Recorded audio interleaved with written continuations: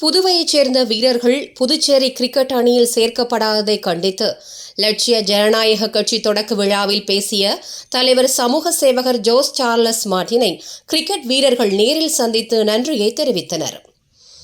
இதனை அடுத்து பேசிய கிரிக்கெட் வீரரின் தந்தையொருவர் புதுவை கிரிக்கெட் அணியில் சேர்க்க குறைந்தது 15 லட்சம் ரூபாய் கேட்டு கிரிக்கெட் அசோசியேஷன் ஆஃப் பாண்டிச்சேரி பேரம் பேசுவதாக தெரிவித்திருக்கிறார். பல வருஷமாக என் பையன் இங்கே புதுச்சேரியில் சிஏபியில் விளையாடுறதுக்காக ட்ரை பண்ணிட்டு இருந்தேன். இங்கே பார்த்தீங்கன்னா ஒரு புதுச்சேரி வீரர்கள் விளையாடுறதுக்கு 15 லட்சம் பணம் கேட்குறதா சொல்லப்படுது.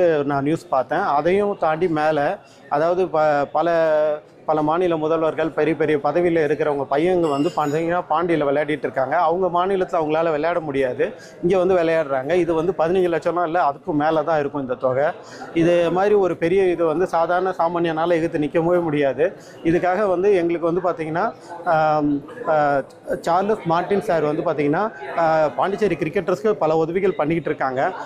இப்போ பார்த்தீங்கன்னா இந்த விஷயத்தையும் அவர் மேற்கொண்டு எடுத்து செய்யணும்னு நான் கேட்டுக்கிறேன். எல்லாருக்குமே அந்த அலகேஷன் இருக்குது சார். இன்னும் நிறைய பேரண்ட்ஸ் வெளியில் சொல்ல போகிறாங்க. நான் முதல் பேரண்ட்டு, அவ்வளோதான். இது தொகை அதிகம்ன்றதுனால எல்லாருமே போராடிட்டு தான் இருக்காங்க. எங்ககிட்ட எப்படி இது பண்ணுவாங்கன்னா, இவ்வளோன்னு ஃபிக்ஸ் பண்ண மாட்டாங்க. அதுக்கப்புறம் முடிவு அவங்க எடுப்பாங்க. இது 15 லேக்ஸுக்கும் மேலே தான் இருக்கும், கண்டிப்பாக அதுக்கு கீழே இருக்காது. எல்லாமே பெரிய பெரிய பணக்கார வசதியான பல கோடி கொடுக்கக்கூடிய உங்களுடைய பசங்க விளையாடுறாங்க சார். ஆமாம் சார்.